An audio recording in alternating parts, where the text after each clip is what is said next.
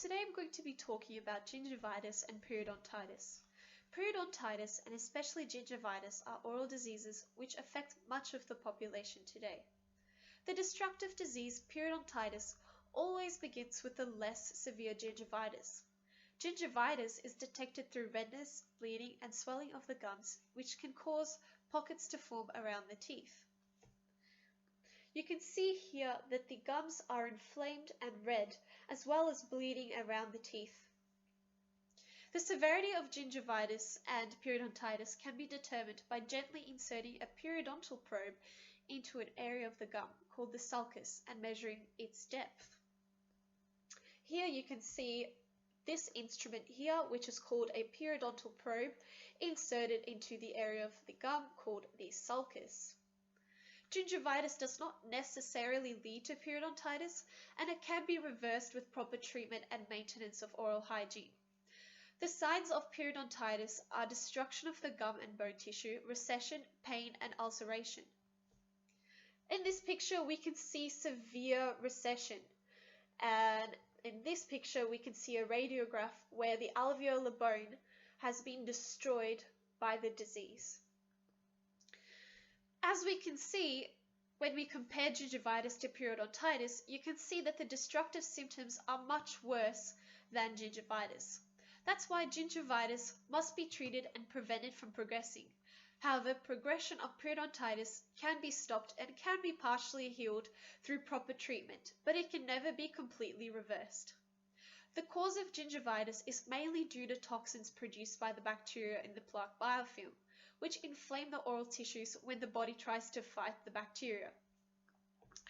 In this picture, we can see that the bacteria are releasing toxins and other sorts of chemicals which inflame the tissue around the tooth as well as the alveolar bone. Everyone will get gingivitis when plaque is not removed after a few weeks. If the plaque is still left to accumulate, the oral tissues will become more inflamed and gingivitis will get worse. Here is a diagram or illustration of the reddening of the gums here when plaque is present here, which are agitating the gums. Unlike gingivitis, not everyone with gingivitis will progress to periodontitis, as this also depends on other factors such as heredity and smoking, which influences the way your body reacts in response to the bacteria in the plaque. So what is plaque biofilm? The plaque biofilm is a mass of bacteria which grows on oral surfaces. It has often been described as having a furry or rough texture that can only be felt on the tooth surface. It forms by bacteria initially sticking to a protein film called a pellicle, and then they grow in number and develop a protective coating which is resistant to antibiotics and antimicrobials. They then mature, increasing in the number of harmful bacteria and decreasing in the number of good bacteria, and spreading to other areas in the mouth. We can see in this diagram here that the bacteria initially adhere to the protein pellicle, then they increase in number or proliferate, then they form the protective coating and mature, where they have a primitive circulatory system. They then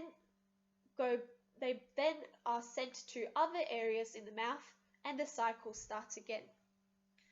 Certain factors may influence the amount of plaque present. For example, habits like not brushing your teeth or flossing increases the levels of plaque present. Social factors may also influence your plaque levels. For example, upbringing and culture may have placed less emphasis on oral hygiene.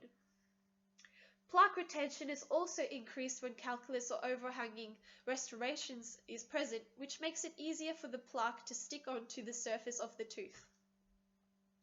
As you can see here, these restorations here is an ideal surface for plaque to adhere to, and it's very difficult to remove this plaque when brushing or flossing your teeth because you can't reach into this area.